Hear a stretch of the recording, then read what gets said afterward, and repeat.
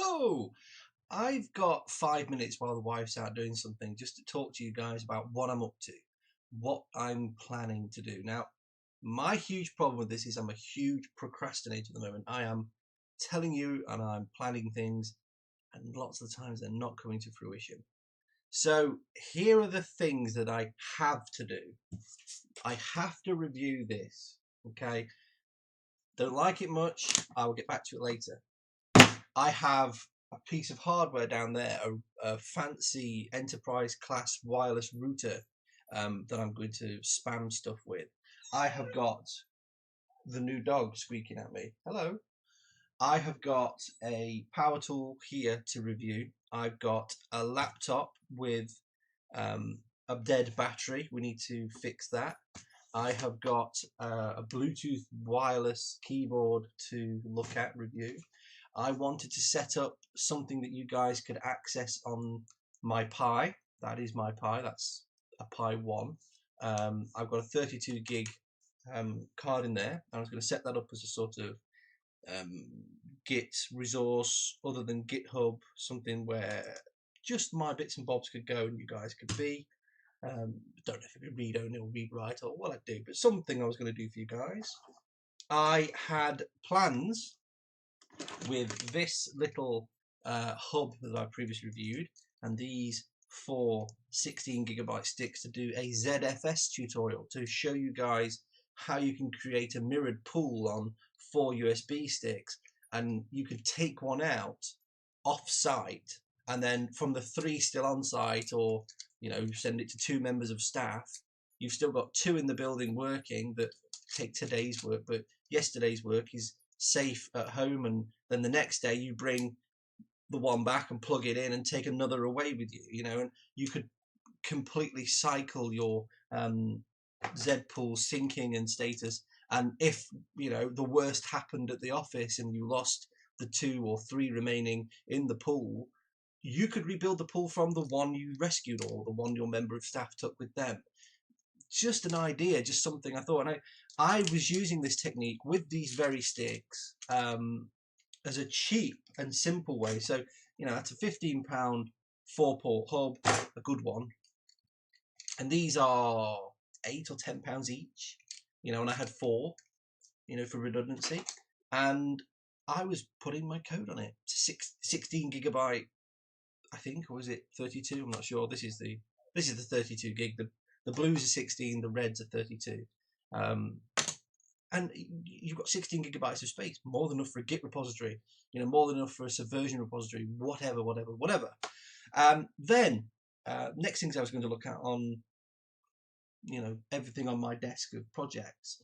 I had a very similar project, but with 2.5-inch drives, so mechanicals and SSDs, and I've not got around to that either because I'm very busy. The other ones is the server, the Xeon server under the desk. I haven't played with that in ages.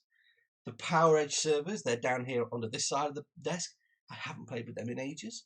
I have another machine up there, which is a rescued Core 2 Duo, I think, or it might even just be a Pentium 4 with dual core something. I wanted to get that up and running and doing something.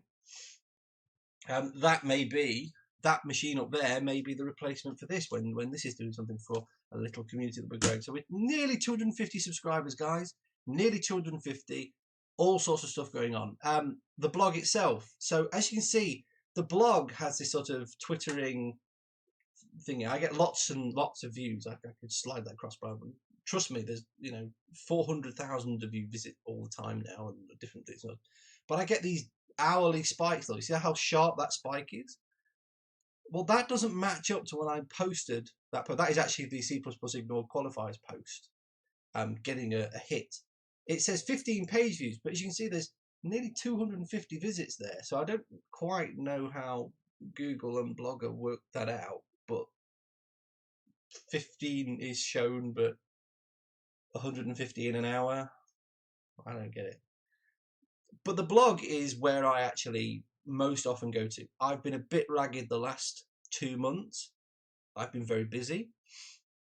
But I'm hoping now to get it back to some projects. Now, the projects I'm interested in for that are the World of Warcraft multi-box that you've seen video of. If you've not spotted the video, I'll link it below.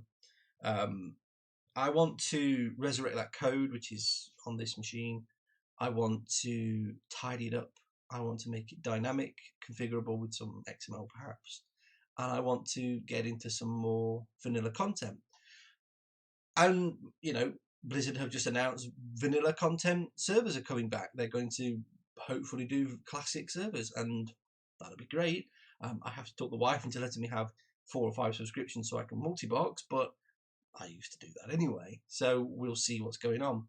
And if Blizzard don't allow it, then I'll have to stick with CMangos. So CMangos, could that go on a box that I'm using? Could I? I would very much like to take the CMangos source apart and have a look at how they do a few things. Now, I have started that. I've actually written my own. Mangos is split into 2 parts. There's the actual server, the Mangos server, and then there's the Realm authenticator. I have rewritten that authenticator myself. I've written it in standard C++, with all of the const items and things from Scott Myers and all sorts of input and bits and bobs that have come from just the way I work. So that's been going on in the background all the time. I suppose if I just forgive the sound, just to answer any questions, that is, there you go.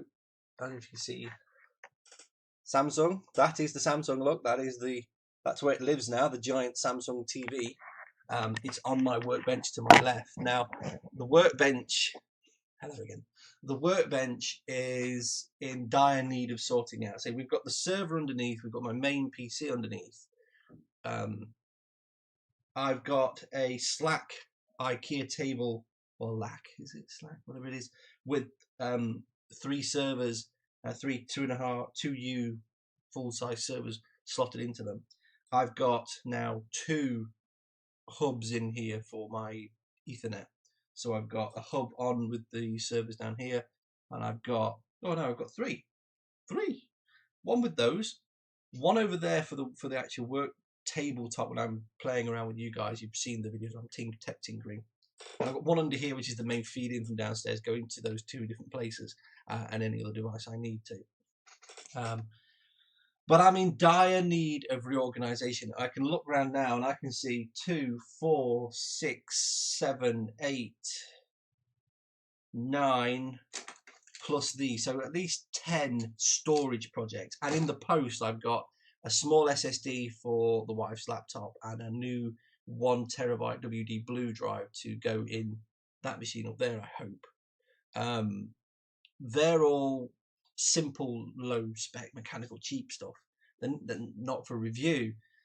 I just want to sort out that I have got a backup of everything on that server. I've got a backup of lots of things on this box because there's an awful lot of stuff going on. Now, that server is actually itself got a ZFS pool that is mirrored across 3 drives. So I can take any one of those drives out of that mirror. In fact, I can take 2. The way the mirroring works, you can take 2 out and just leave 1 there. The other 2 you can then restore the pool from it, which is why this gives you 4 copies of something, if I ever did it. That was the prototype for what's in my actual server. But I haven't even turned the server on in 2 months. I've been so busy. Let me introduce you to something. Come here. Come on. Up. Up. Come on, up. Come on, Bubba. Oh, baby boy. This is one of the things we've been busy doing. This is Blue. Say Blue. Say hello. Blue is a rescue from Cyprus. He was abandoned in the mountains and rescued by the foresters. And he's been very nervous, and now he's not nervous. He's put on quite a bit of weight. He's learned to run. He's learned to recall. He comes back to us now. He's into everything. The squeaking is because the wife has gone out and he wants the wife. But he's a very loving pooch, aren't you? He's thinking, why am I up here? So he's one reason I've been very, very busy. The other reason is we've been retraining the pony in the cart again. All right. We've been retraining the pony in her cart again. She had a bit of an accident. She lost her confidence, but she's good now. And I've decorated. I presume you can all this is the landing. Obviously, the bathroom is a bit of a mess, but this was all quite dowdy beige. Everything out there was beige. Lindy Beige would have loved it, but I've now done magnolia walls, done all the glossing, done the ceiling, fixed the lights, and the staircase goes off behind this wall, goes down that way. And I have done the staircase, but I, I fell off the ladder while up in the bulkhead. The bulkhead is a very high Victorian bulkhead. These are very high ceilings, as you might tell. This is a Victorian property. It's a 1860s built property. And I fell down the stairs. My elbow's still not quite right. I've still got paint on me. But that's been the last fortnight. I've got actually, that is one of these bookcases from IKEA that is going up at the bottom of the stairs, and all this is what the dog has chewed up.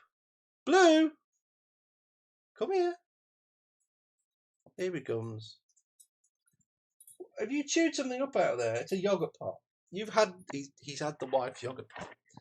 Anyway, so that's all the updates. That's the channel updates for you. I believe we're at 225 subscribers as of recording this right now. Hello, everybody, and I hope to bring you all these very interesting projects and ideas and bits and bobs. Coding wise, I was hoping to just sit down with, if I actually get them. Ugh, I can't pull it out. This is where planning would have come in, but I was hoping to just sit down with you guys and just go through a few items, a bit like I did with some of the boost stuff. And yes, I have this by my desk at all times. I was going to go through things about binding, and showing you boost process, which has now been. I originally used boost process when it was a standalone project, but it's recently been put into the main boost library. So I wanted to show you boost process because I used it in a project at work recently, and it was very useful. And I used it cross-platform in Windows and Linux, which is very, very useful. And then I was going to show you boost shared memory. Again, because I did a cross-platform item where two programs on a Linux machine were sharing memory, but the same code ran on Windows. But there was slight differences. I had to use Windows shared memory, not just the standard shared memory in Boost. And that brings this little chat to a conclusion. I've been going on for nearly 13 minutes. Thank you for sticking with me. I do hope you stick around the channel more. And if any of these little ideas I've pointed out ring bells, so comment below. ZFS, C++, Boost, reviews, books. You let me know what you want me to think about first. World of Warcraft, private servers, CMake, building, any ideas you guys have got. And I'll speak to you soon. Bye-bye.